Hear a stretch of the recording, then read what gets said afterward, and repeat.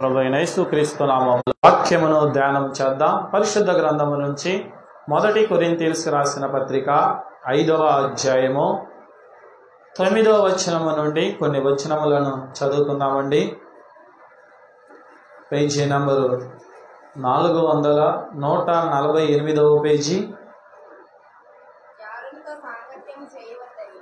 జారులతో సాంగత్యము చేయవద్దని నా పత్రికలో మీకు రాసి ఉంటిని. అయితే ఈ లోకపు జారులతోనైనను లోబులతోనైనను దోచుకొని వారితోనైనను విగ్రహారాధికులతోనైనను ఏమాత్రమును సాంగత్యము చేయవద్దని కాదు. అలాగైతే మీరు లోకములో నుండి వెళ్ళిపోవలసి వచ్చెను కదా. ఇప్పుడైతే సహోదరులు అనబడిన వాడెవడైనను జారుడు గాని లోబి గాని విగ్రహారాధికుడు గాని తిట్టిబోతు గాని త్రాగుబోతు గాని దోచుకునేవాడు గాని అయ్యున్న ఎడల అట్టి వానితో సాంగత్యము చేయకూడదు, భుజింపకూడదని మీకు రాయిచున్నాను. చాలు. చూడండి ప్రియమైన దేవుని బిడ్డలారా, చదివిన వాక్య భాగంలోని మనము వివరణలోనికి మనం వస్తే ఏమండి, ఎవరితో మన సాంగత్యము? ఈ లోకములో ఉన్న మనము సంఘములో ఏమండి దేవుని రెక్కల కింద నడుస్తున్న మనము ఎవరితో సాంగత్యము చేయించున్నాం చెప్పండి. పౌలు గారు ఆయన పత్రికలో రాసిన మాట ఏంది? జారులతో సాంగత్యము చేయవద్దని నా పత్రికలో మీకు రాసి ఉంటిని కదా. మరి జారులతో సాంగత్యము చేయొద్దంటే లోకంలో ఉన్నవారు లోబులు, జారులు, ఇంకా చాలా మంది దోచుకునేవారు, విగ్రహారాధికులు కదా, వీళ్ళందరూ ఉన్నారు. అందుకే పౌలు గారు అంటున్నారు, ఇలా ఉండాలంటే మీరు ఈ లోకాన్ని విడిచిపెట్టి వెళ్ళాల్సిందే కదా. ఉంటామా? ఏమండి, పవిత్రులతోనే మన సాంగత్యం చేయాలంటే లోకంలో తగిన విషయమేనా చెప్పండి? ఉండగలమా? లోకంలో ఉంటామా? ఉండలేము కదా. లోకంలో రకరకాలైన వాళ్ళు ఉన్నారు కాబట్టి అందరితో కలిసి ఉండవలసిందే. అందుకే పౌలు గారు ప్రత్యేకించి చెబుతున్నాడు, ఎవరంట? జారుడైనా, లోబి అయినా, విగ్రహారాధికుడైనా ఏమండి. ఇంకా చూడండి, ఎంత మాత్రము వారితో సాంగత్యం చేయొద్దన్నాడు. ఎట్లా అంటే 11వ వచనంలో చూడండి, ఇప్పుడైతే సహోదరులారా, సహోదరుడు అనబడిన ఎవడైనను ఏమండి, ఇప్పుడైతే ఇప్పుడైతే సహోదరుడు అనబడిన వాడు ఎవడైనా మనలో ఉంటే, మన అంటే ఎక్కడ? సంఘములో ఉంటే కదా. ఎవడన్నా దొంగ కానీ, ఎవడన్నా లోబి కానీ సంఘంలో ఉంటే వాడు కనిపించాడు అనుకో, ఏం చేస్తాం? ఏమండి, ఏం చేస్తారు చెప్పండి? స్నేహితులమే కదా, సంఘంలో అందరము కలిసిమెలిసి ఉంటాము.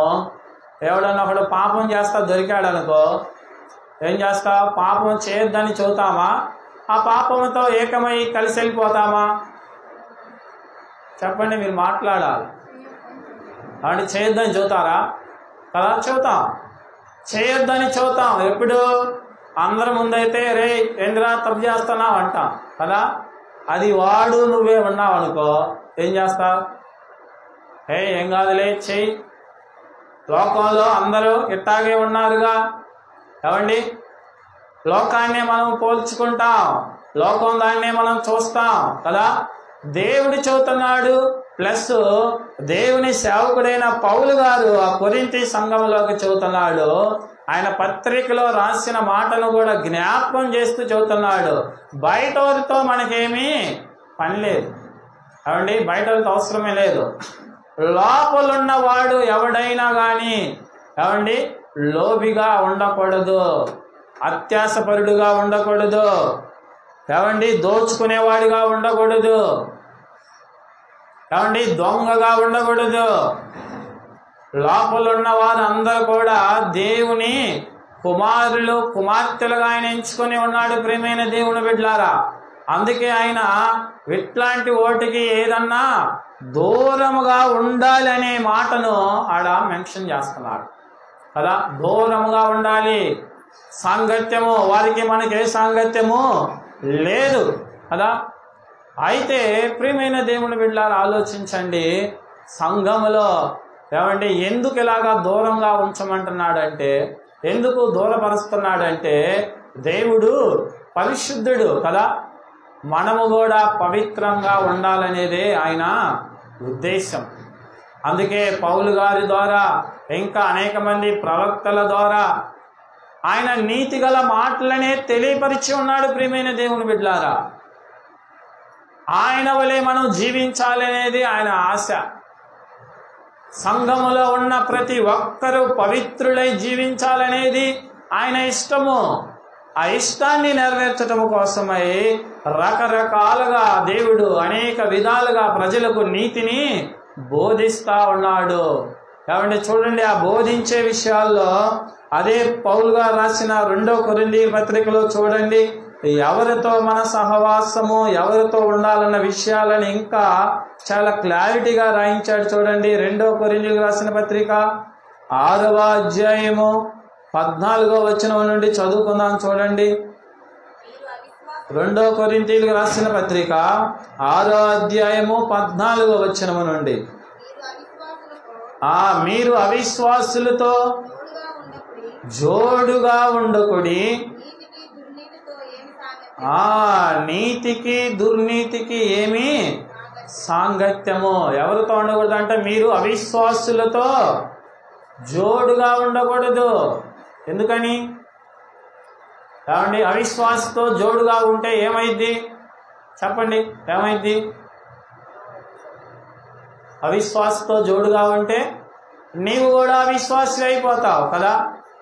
ఏమండి, ఏది ఎక్కువగా ప్రభావితం చేసిద్ది? చెడు ప్రభావితం చేసిద్దా, మంచి ప్రభావితం చేసిద్దా?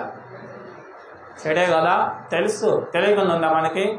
తెలుసు, అందరికీ తెలిసిన విషయమేది. చెడు ఎక్కువగా ప్రభావితం చేసిద్దని తెలుసు, అయినప్పటికీ ఏం చేస్తాం? చెడుకెళ్ళే మొగ్గు చూపుతాం కదా.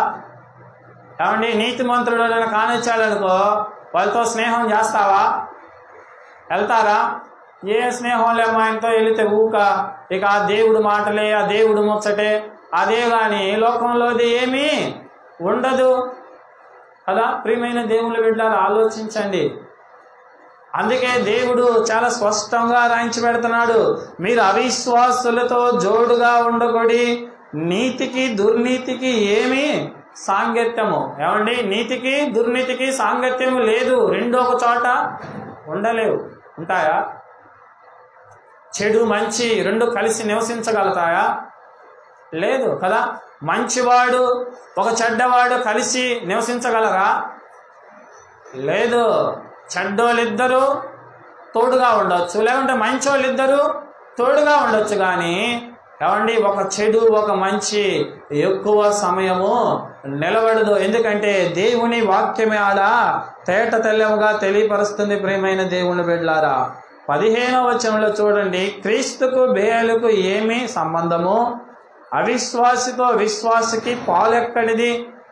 ఏమండి, దెయ్యానికి దేవుడికి పొంతికుంటుందా? ఇద్దరు కలిసి ఉంటారా? చెప్పండి, కలిసి ఉంటారా? ఉండగలుగుతారా? లేదు. దేవుడు దేవుడే, దెయ్యము దెయ్యమే. అవి రెండు వేరు వేరే. ప్రియమైన దేవుని బిడ్డలారా, అందుకే దేవుడు వాక్యంలో చాలా స్పష్టంగా అవిశ్వాసితో విశ్వాసికి పాలెక్కడిది. చాలా మంది పేరుకు మేము విశ్వాసులమే అనుకుంటారు. ఏమండి, నీ విశ్వాస జీవితంలో ఏమండి క్రీస్తు చెప్పిన ఆజ్ఞలన్నీ పరిపూర్ణముగా నెరవేర్పులోనికి రావాలి, పరిపూర్ణముగా నెరవేర్చబడాలి. అందుకే పౌలు గారు తెలియజేస్తున్నాడు, ఏమంటే విశ్వాసికి అవిశ్వాసతో పాలెక్కడిది? దేవుని ఆలయమునకు విగ్రహములతో ఏమి పొందిక? ఏమండి, దేవుని ఆలయానికి విగ్రహానికి ఏమి పొందిక? మనము జీవము గల దేవుని ఆలయమై ఉన్నాము, అందుకే దేవుడిలాగా సెలవిచ్చుచున్నాడు. కాబట్టి ఎవరమంట? మనము జీవము కలిగిన దేవుని ఆలయం అంటే అర్థం చెప్పండి. కాబట్టి జీవము కలిగిన దేవుని ఆలయము అంటే కదిలే మందిరం అని అర్థం కదా. కాబట్టి నిర్మాణం అని కాదు. దేవుడు చెబుతున్నాడు మన దేహమే దేవుని ఆలయం కదా. మన దేహం దేవుని ఆలయం అయితే అందుకే దేవుడు చెబుతున్నాడు జీవము కలిగిన దేవుని ఆలయమై ఉన్నాము. ఈ జీవము కలిగిన దేవుని ఆలయాన్ని కావండి పాడు చేస్తే దేవుడు ఒప్పుకుంటాడా? అండ్ ఒప్పుకుంటాడా? ఒప్పుకోడు. అందుకే ఎవరు పాడు చేస్తారంటే విశ్వాసిని అవిశ్వాసి పాడు చేస్తాడు ఖచ్చితంగా. కాబట్టి వాడి ప్రక్కన నీవు తిరిగితే వాడు నిన్ను చెడగొడతాడు. కాబట్టే పౌలు గారు ఈ కొరింథీ సంఘంలో ఉన్న మాటలను తెలియజేస్తున్నాడు. ఏమండి, లోకములో ఉన్న అవిశ్వాసులు ఎవరు? దొంగలు, ఏమండి, జారులు, లోభత్వము కలిగిన వారు ఎవరైనా సంఘంలో అటువంటి వాడు కనిపిస్తే వాడితో నీకు సాంగత్యము వద్దు. ఏమండి, సాంగత్యము ఉండకూడదు. ఎందుకంటే సజీవమైన ఆలయమైన నిన్ను వాడు చెడగొడతాడు ఖచ్చితంగా. కాబట్టి నువ్వు ఎప్పటికీ సజీవమైన ఆలయముగా ఉండాలనేది దేవుని ఉద్దేశము. ప్రియమైన దేవుని బిడ్డలారా, దేవుడికి నీవు నమ్మకముగా ఉండాలనేది దేవుని ఇష్టము. అందుకే నిన్ను పవిత్రురాలుగా, నిన్ను పవిత్రుడుగా, పవిత్రమైన నీ కుటుంబముగా దేవుడు ఉంచాలని ఆయన అనేక విధాలుగా ఆయన మాటలను, ఆయన వాక్య సత్యమును మనకి అందిస్తా ఉన్నాడు. ప్రియమైన దేవుని బిడ్డలారా, ఆయన మాటలకు మనము ఏమండి లోబడి ఉండాలి. చూడండి, మనము జీవము కలిగిన దేవుని ఆలయమై ఉన్నాము, అందుకే దేవుడిలాగా సెలవిచ్చుచున్నాడు. ఎలాగ సెలవిచ్చున్నాడు? నేను వారిలో నివసించి సంచరింతును, నేను వారి దేవుడినై ఉందును, వారు నా ప్రజలై ఉందురు.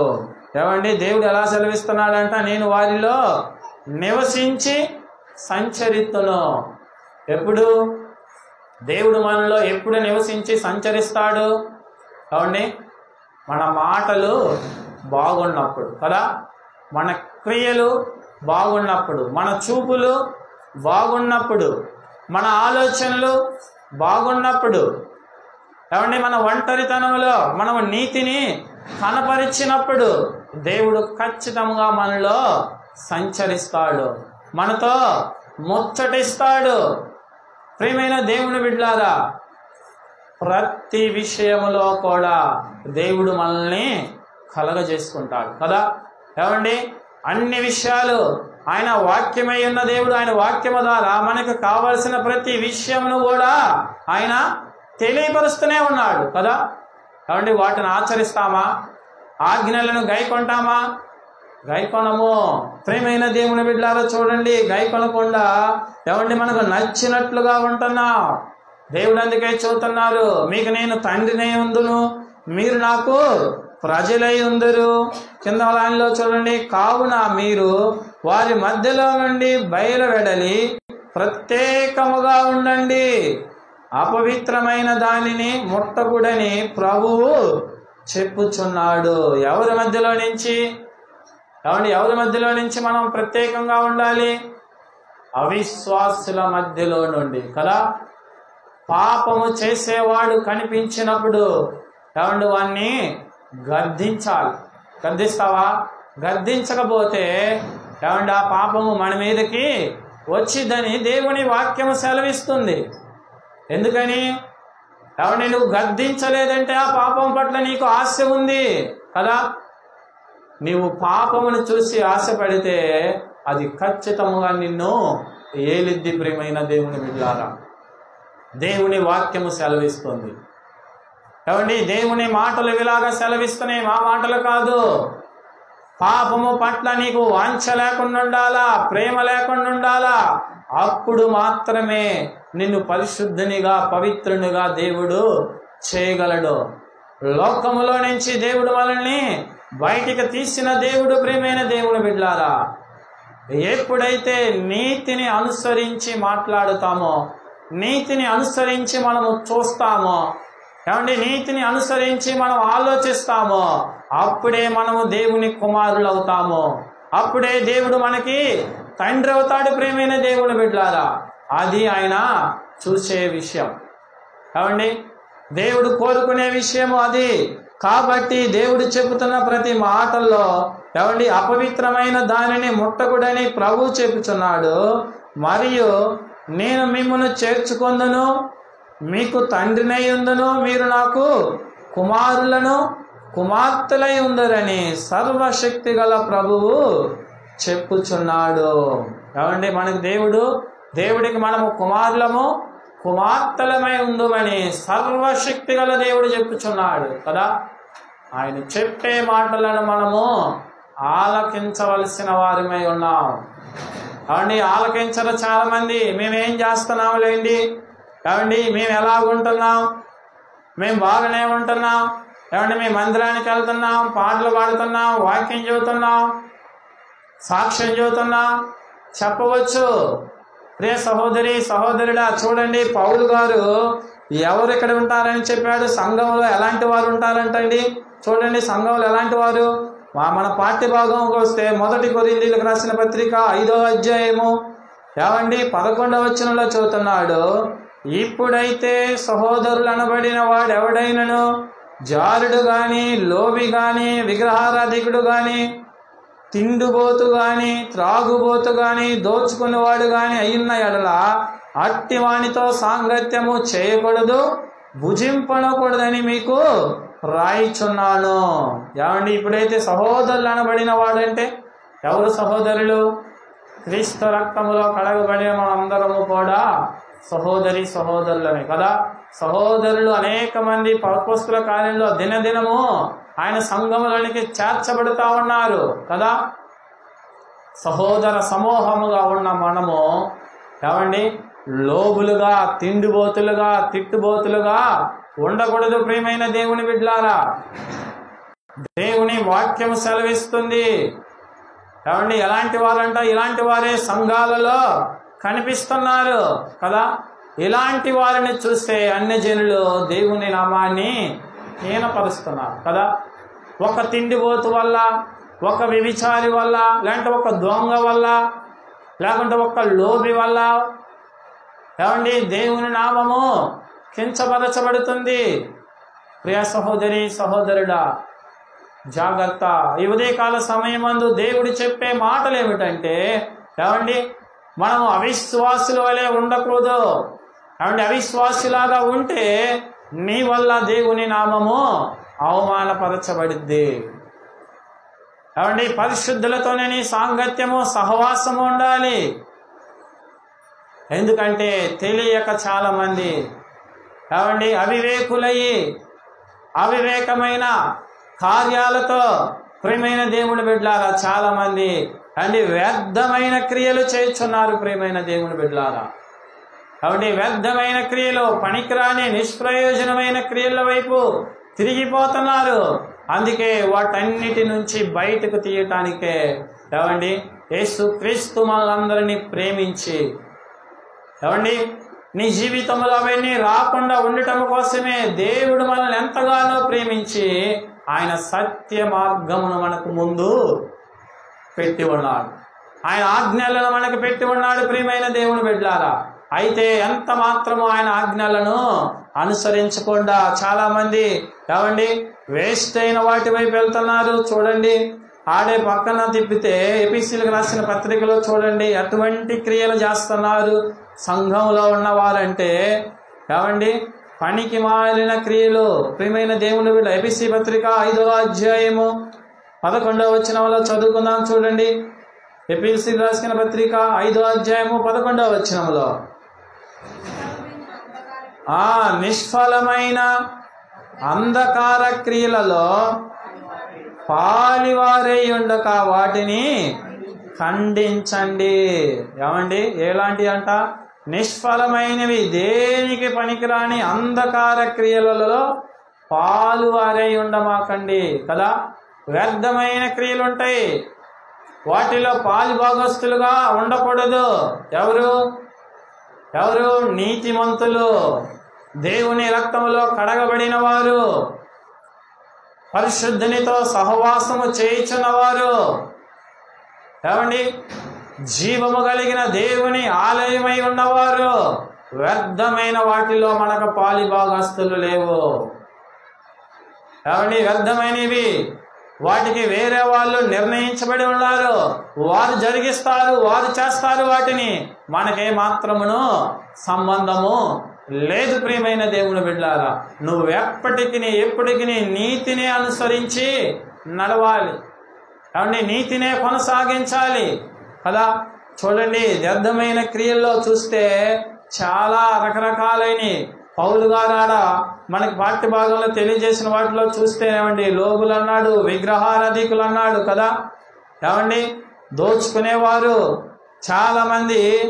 విగ్రహారాధికులు అనగానే ఎటో వెళ్ళిపోతారు కదా. మనం ఏ గుడికి పోవటం లేదుగా, మనం ఎక్కడ కొబ్బరికాయ కొట్టడం లేదుగా. ఏమండి విగ్రహారాధన అంటే ప్రియమైన దేవుని బిడ్డలారా ఏందో చెప్పండి. ఏదో గుడికి వెళ్ళి కొబ్బరికాయ కొడితేనే విగ్రహారాధన? కాబట్టి దేవుని వాక్యం చెబుతుంది, నీవు దేవుని కన్నా ఎక్కువగా వేటినైతే ప్రేమిస్తావో, కాబట్టి నువ్వు దేవుని కన్నా దేనినైతే ఎక్కువగా ప్రాధాన్యత ఇస్తావో ప్రతి ఒక్కడు కూడా విగ్రహారాధికుడే. నీవు ఫస్ట్ స్థానము దేవునికి మాత్రమే ఇవ్వాలి కదా. అది ఎవరైనా సరే ప్రియమైన దేవుని బిడ్డలారా, స్త్రీలే కావచ్చు, పురుషులే కావచ్చు, ఏమండి వృద్ధులే కావచ్చు, ఎవరైనా సరే దేవుని సన్నిధిలో ఏమండి మొదటి స్థానము దేవుడికి ఇవ్వాలి. ఆ తర్వాతే తక్కినవన్నీ కదా. అబ్రహామును చూశాడు దేవుడు, మొదటి స్థానము దేవుడికే ఇచ్చాడు తన కుమారుడి కన్నా. ఎందుకంటే ఈ 99 సంవత్సరాలకి దేవుడు అతనికి ఇచ్చినప్పుడు దేవుడు కన్నా ఎక్కువగా తన కుమారుని ప్రేమిస్తాడేమో చూశాడు. కానీ అబ్రహాము నిలబడ్డాడు కదా. దేవుడు కూడా అనేక మార్లు మనల్ని కూడా కదిలిస్తాడు. కాబట్టి స్త్రీలకి మంచి భర్తనిచ్చి చూస్తాడు. ఏమో భర్త మాట వింటుందా, దేవుని మాట వింటాడా అని. కాబట్టి పురుషులు కూడా కాబట్టి భార్య మాట వింటాడా, దేవుని మాట వింటాడా? లేకుంటే పిల్లలు తల్లిదండ్రుల మాట వింటారా, దేవుని మాట వింటారా? ప్రేమించొద్దనేది నా మాట కాదు, కానీ దేవుని కంటే ఎక్కువగా ప్రేమిస్తే అది నీ హృదయంలో విగ్రహారాధన అయింది. క్రైస్తవుడివే, క్రైస్తవురాలువే, ఏమండి ఎక్కువగా దేనిని నువ్వు ప్రేమించొద్దు. నీ చదివే కావచ్చు, జాబే కావచ్చు, నీ బంధువులే కావచ్చు. ప్రియమైన దేవుని బిడ్డలారా, ఏది దేవుని కంటే ఎక్కువగా ఉండకూడదు అనేది దేవుని ఉద్దేశము. ఉంటున్నావా? ప్రియ సహోదరి సహోదరుడా, దేవుడిచ్చిన ఆజ్ఞల ప్రకారముగా నడుస్తున్నావా? దేవుని ఆజ్ఞల ప్రకారముగా నీవు నడిస్తే, ఏమండి దేవుని చిత్త ప్రకారముగా నీవు నడిస్తే ఏమండి గొప్ప ఆశీర్వాదాలు ఉంటాయి కదా. అందుకే దేవుడు అనేక విషయాలను తెలియపరుస్తా ఉన్నాడు. ప్రియమైన దేవుని బిడ్డలారా, గొప్ప ఆశీర్వాదాలు మన మీదకి రావాలంటే నిష్ప్రయోజమైన అంధకారమైన క్రియలన్నిటిని విడిచిపెట్టాలి. మొదటగా వాటన్నిటిని వదిలిపెట్టాలి. వాటిని విడిచిపెట్టినప్పుడు దేవుడు మనల్ని బలముగా బలపరుస్తాడు కదా, బలపరుస్తాడు. కానీ ఏమండి దేవుడు చెప్పినట్లుగా మనము నడవటానికి ఇష్టపడము. ప్రియమైన దేవుని బిడ్డలారా, దేవుడు చెప్పినట్టుగా నడవటానికి మనము ఇష్టపడాలి. చూడండి, సంఘాలలో నిజముగా ఏమండి దేవునికి మాటకు లోబడిన వాళ్ళు అనేక మంది ఉంటారు కదా. ఆలోచించండి, చెడ్డ క్రియలను విడిచిపెట్టమంటే విడిచిపెట్టని వాళ్ళు ఉంటారు. అలాంటి వారికి దేవుని మాట సెలవిస్తుంది. చూడండి, మత్తయి సువార్తలో చూడండి ప్రియమైన దేవుని బిడ్డలారా, చెడ్డ క్రియలను మేము విడిచిపెట్టమండి, లేకుంటే చెడ్డ పాపాన్ని మేము విడిచిపెట్టలేకపోతున్నామని విడిచిపెట్టని వ్యక్తులకి మత్తయి సువార్త 18వ అధ్యాయము 17వ వచనం నుండి కొన్ని మాటలు చదువుకుందాం. చూడండి, మత్తయి సువార్త 18వ అధ్యాయము 17వ వచనము నుండి. అతడు వారి మాటలన్నీ వినని ఎడల ఆ సంగతి ఆ సంఘమునకు తెలియజెప్పుము. అతడు సంఘపు మాటయు వినని ఎడల అతని నీకు అన్యునిగాను సుంకరిగాను ఎంచుకొనుము. చాలు. చూడండి ప్రేమైన దేవుని బిడ్డలారా, సంఘములో ఎవడన్నా అపవిత్రతగా కానొచ్చినోడిని దొంగగా గాని లోబిగా గాని ఏమండి వేషధాడుగా విగ్రహాల దగ్గర కానొచ్చాడు అనుకో, కానొచ్చినోడికి మనం చెప్పాలి కదా, చెబుతాం. వాడు వినలేదనుకో ఏం చేస్తా? ఎవరికి తెలియజెప్పాలి? ఏమండి ఎవరికి తెలియజెప్పాలి? సంఘానికి కదా. సంఘములో నిలబెట్టి సంఘములో చెప్పాలి ఫస్ట్. ఏమండి ఫస్ట్ ఒక సాక్షిగా 2 సాక్షులుగా తర్వాత సంఘములో చెప్పి ఆ తర్వాత ఏం చేయాలంటే మనము ఏమండి ఎలాంటివి చేసి వదిలిపెట్టాలంటే అన్నినిగాను సుంకరినిగాను అతనిని ఎంచుకొనుము. అన్నిటిగా సుంకరిగా బయటవాడిగా ఎంచుకొని విడిచిపెట్టడమే కానీ మనం వారిని ఏమీ దూషించకూడదు కదా. కాబట్టి వారిని ఏమి మనము ఇబ్బంది పెట్టకూడదు. ప్రియమైన దేవుని బిడ్డలారా, మారమని చెప్పటం అనేది మన వంతు. ఏమండి మార్చుకోమని చెప్పటం అనేది మన వంతు. ప్రియమైన దేవుని బిడ్డలారా, మన మాటలు అతను వినకపోయిన ఎడల, ఏమండి మన మాటలు ఆమె వినకపోయిన ఎడల ఏం చేయాలి? దేవునికే ఆమెని విడిచిపెట్టేయాలి. మనమేమి చేయలేము, కేవలం ప్రార్థన మాత్రమే మనము చేయగలము. ప్రియమైన దేవుని బిడ్డలారా, అందుకే దేవుని బిడ్డల కోసమయ్యి ఏమండి దేవుని నడిపింపుతో పౌలు గారు ఏమండి ఎవరితో మన సహవాసము చేయమన్నాడంటే, ఏమండి ప్రియమైన దేవుని బిడ్డ మన సహవాసము నీతిమంతులతో, ఏమండి దేవునితో ఎక్కువ మన సహవాసం ఉండాలి. ఏమండి ఎవరితో బైబిల్ చెబుతుంది మన సహవాసం ఎవరితో ఎక్కువ ఉండాలని బైబిల్ గ్రంథం చెబుతుందంటే, అపోస్తుల కార్య గ్రంథాలలో చూస్తే ప్రియమైన దేవుని బిడ్డలారా చాలా స్పష్టంగా రాయించి పెట్టారండి. అపోస్తుల కార్యాలు 2వ అధ్యాయము ఏమండి 42వ వచనంలో చూడండి, చాలా స్పష్టంగా ఉంది. ప్రియమైన దేవుని బిడ్డలారా, దేవుడు చెప్పిన సహవాసాన్ని మనం చూస్తే అపోస్తుల కార్య గ్రంథము 2వ అధ్యాయము 42వ వచనంలో, అయితే అపోస్తుల బోధయందును సహవాసమందును రొట్టె విరుచుట ఎందును ప్రార్థన చేయుట ఎందును ఎడతెగక యుండిరి. ఏమండి ఎవరి సహవాసమందు ఉండాలంట మనము? ఏమండి అపోస్తుల బోధ యందు ఫస్ట్ దేవుని బోధ యందు నువ్వు నిలిచి ఉండాలి. ఆ తర్వాత సహవాసమందు కదా, సహవాసమందు నిలిచి ఉండాలి. తర్వాత రొట్టె విరుచుట యందు ప్రార్థన చేయుట యందు ఎడతెగక ఉండిరి. ఈ 4 సహవాసమందులోనే నువ్వు ఉండాలి తప్ప వేరే సహవాసాన్ని నీవు ఆశిస్తే, ఏమండి వేరే సహవాసాలను కానీ నీవు ప్రేమిస్తే ఏమైపోతావు? ఏమండి నీవు కూడా దయ్యానివైపోతావు, నీవు కూడా అవిశ్వాసివైపోతావు, నీవు కూడా లోబివైపోతావు, దొంగవైపోతావు, విగ్రహారాధికుడు అయిపోతావు, విగ్రహారాధికురాలు అయిపోతావు. నీవు ఇలా కాకుండా ఉండాలని క్రీస్తు మనలను ప్రేమించి, ఏమండి సంఘములను ప్రేమించి, సహోదర సమూహములను ప్రేమించి ప్రియమైన దేవుని బిడ్డలారా ఆయన నీతి గల మాటలను తెలియపరుస్తున్నాడు. అవిశ్వాసికి విశ్వాసికి పొత్తు లేదు. నువ్వు విశ్వాసివైతేనే విశ్వాసిగా ఉండగలవు. ప్రియ సహోదరి సహోదరుడా, విశ్వాసిగా నువ్వు ఉండాలంటే క్రీస్తు బోధ యందు నువ్వు నిలిచి ఉండు. సహవాసమందు ప్రార్థన యందు ఏమండి ఎడతెగక ఉండాలా. రొట్టె విరుచుట యందు ఎడతెగకుండా ఎప్పుడు కూడా దూరంగా ఉండటానికి వీలు లేదు. సహోదరి సహోదరుడా, నీవు అలాగా ఉంటే ఏమండి ఎన్నంతలో దీవిన ప్రియ సహోదరి సహోదరుడా దేవుడు నిన్ను ఎంతగానో దీవించగలడు. ఏమంటే ఆయనకు అసాధ్యమైన కార్యం అంటే ఏమన్నా ఉన్నదా? కాబట్టి దేవుడు ఇందాక మనం చదువుకున్నాం కదా 2 కొరింథీ గ్రంథంలో, దేవుడు సర్వశక్తి గల దేవుడు సెలవిస్తున్నాడు. ఆయనకు సర్వశక్తి ఉంది. నిన్ను పైకైనా తీసుకెళ్ళడు, నిన్ను కిందకైనా తీసుకొని రాగలడు. సహోదరి సహోదరుడా, దాన్ని నీవు జ్ఞాపకం చేసుకోవాలి. సర్వశక్తి గల దేవుడు మనలో సంచరించాలంటే ఈ లోకములో ఉన్న అపవిత్రతను విడిచిపెట్టు, విగ్రహారాధనను విడిచిపెట్టు, ఏమండి లోభత్వాన్ని విడిచిపెట్టు, జ్వాలత్వాన్ని విడిచిపెట్టు, దోచుకునేతనాన్ని విడిచిపెట్టు.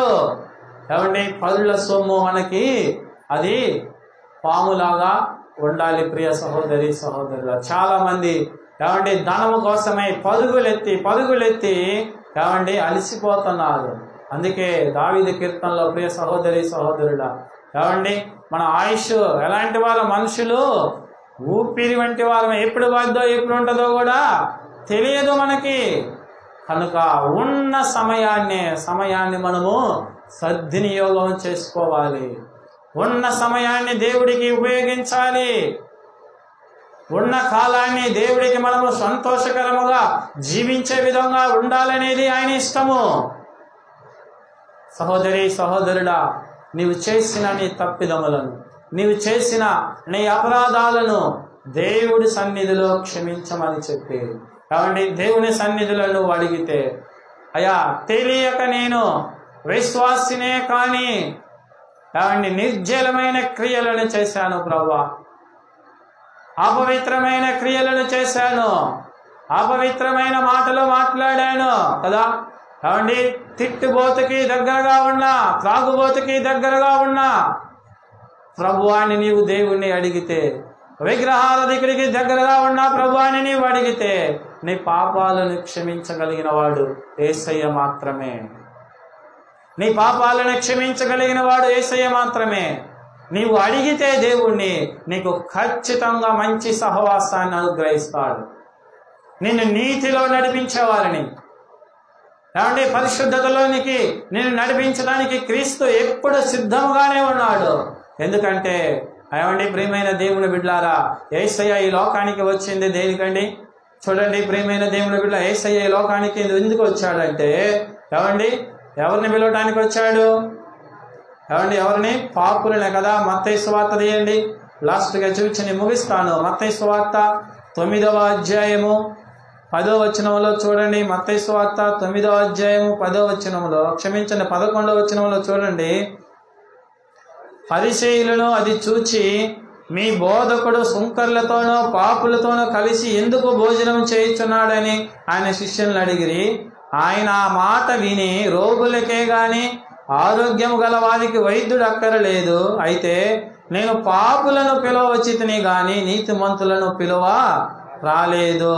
ఏమండి గనుక కనికరమునే కోరుచున్నాను గాని బలిని కోరను కదా.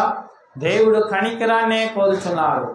యేసు క్రీస్తు లోకానికి వచ్చింది ఎందుకంటే పాపులను పిలవటానికే కదా. చాలా మంది ఏమండి ఈ వాక్యాన్ని చూపించి చాలా మంది రకరకాలుగా మాట్లాడతారు కూడా.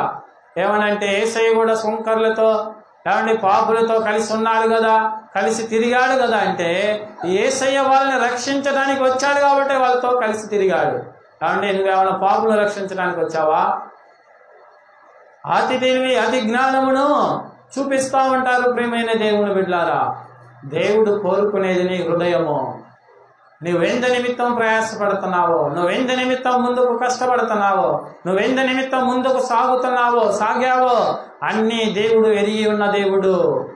ఖచ్చితముగా దేవుడు మన ఫలమును బట్టి ఏమండి మన క్రియలను బట్టి ఏమండి ఖచ్చితముగా ఆయన ఫలాన్ని అనుగ్రహించే దేవుడు ప్రియమైన దేవుని బిడ్డలారా.